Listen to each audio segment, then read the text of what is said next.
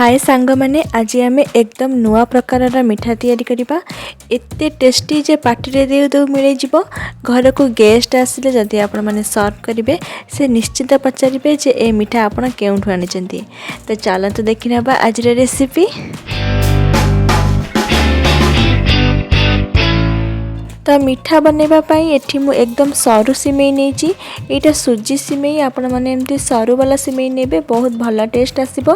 तापर एठी किछि ड्राई फ्रूट्स को काटिकी नहीं। लो फ्लेम रे कढ़ाई गरम करवा से 2 चम्मच गुआ घी दे ड्राई फ्रूट्स को भाजी नेउची। से 1/4 कप सिमेई को भी भाजी नेउची। सांग माने ड्राई फ्रूट्स भितर मुझे केवल काजू और बादाम को नहीं।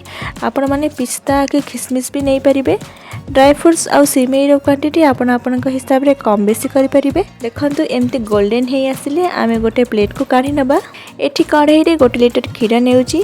आपण माने कंचा सिजा जे कोनोसी क्षीर नै परिबे काहेकि ना फाइनली आमे गरम ही करिबा। एबे सेतिरे फ्लेवर पाई हाफ चम्मच गुजराती रे गुंड दे फुटेबा। जेमिति कि 1 लिटर क्षीर 500 ml हेबो। याको साइड करी आमे बाकी प्रोसेस करिबा। तो गोटे गिन्ना रे 2 बड़ चम्मच विनेगर नेची सेथिरे 4 बड़ चम्मच पानी दे गोळी नबा। सांग माने क्षीर रे डायरेक्ट विनेगर न दे आमे जति सेथिरे अल्प पानी मिसई देबा तो छेना खट्टा लागि न थाए। तो एबे मु आ गोटे कढ़ाई रे 1 लिटर क्षीर नेची। क्षीर फुटी आसिले आमे सेथिरे विनेगर पानी दे छेना छिड़ी नबा। तापरे छेनारू पानी अलगा करी ठंडा पानी रे धोई नेबा।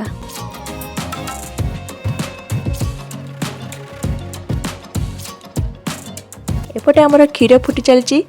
एबे सेतिरे मीठा पाई मुझे आधा कप मिल्क मेड देउची। आपण एठी आधा कप चीनी भी नहीं पारिबे। देखंतो क्षीर एठी फुटी 500 ml हे गलानी। एबे एथिरे आमे भाजी की रखिथिबा ड्राई फ्रूट्स को दे देबा। एठी मु अल्प ड्राई फ्रूट्स दउची बाकी गार्निशिंग करबा पई रखि देउची। एबे एथिरे एमदी हाथ रे गुंडा करी छेना को दे देबा। गोळे लो फ्लेम रे अल्प समय फुटिबा को देबा। याकू आउ टिके गाढ़ा करबा पई मु एठी आ गोटे गिन्ना रे 1.5 चम्मच कस्टर्ड पाउडर नेची। सेथिरे अल्प क्षीर दे गोळी नबा। एबे आमे फुटुथिबा क्षीर रे दे गोळी नबा। सांग माने आपण माने जदि कस्टर्ड पाउडर न पकेबा को चाहउछंती तो एमती आउ किछि समय फुटे गाढ़ करि परिबे। कस्टर्ड पाउडर पके सारिबा परे एमती संगे संगे गाढ़ हेबा को लागिबो। देखंतु पूरा एई कंसिस्टेंसी हेबो। एमिति ही गाढ़ रखिबे भल से जम्मिबो। तापर एठी मु जमेबा पई एमती गोटे प्लास्टिक डब्बा नेची। आपण माने थाली की टिफिन ने मध्य जमे परिबे। ता ऊपर बाकी ड्राई फ्रूट्स को दे सजै नेबा। याकू आमे 4 रु 5 घंटा पई फ्रिज रे रखि नेबा। फ्रीजर रे नुहे फ्रिज रे ही रखिबा। 5 घंटा पर देखंतु मिठा हमर बढ़िया से जमीची। काटी के देखौची देखंतु केते बढ़िया से जमीची। घर को गेस्ट आसिले बा किछि स्पेशल ओकेजन थिले एमती गोटे नुआ प्रकार मिठा बनै सर्व करंतु। तारीफ तो निश्चिंत पाइबे। आशा करूची ये रेसिपी आपण माने को निश्चिंत पसंद आसीथिबो।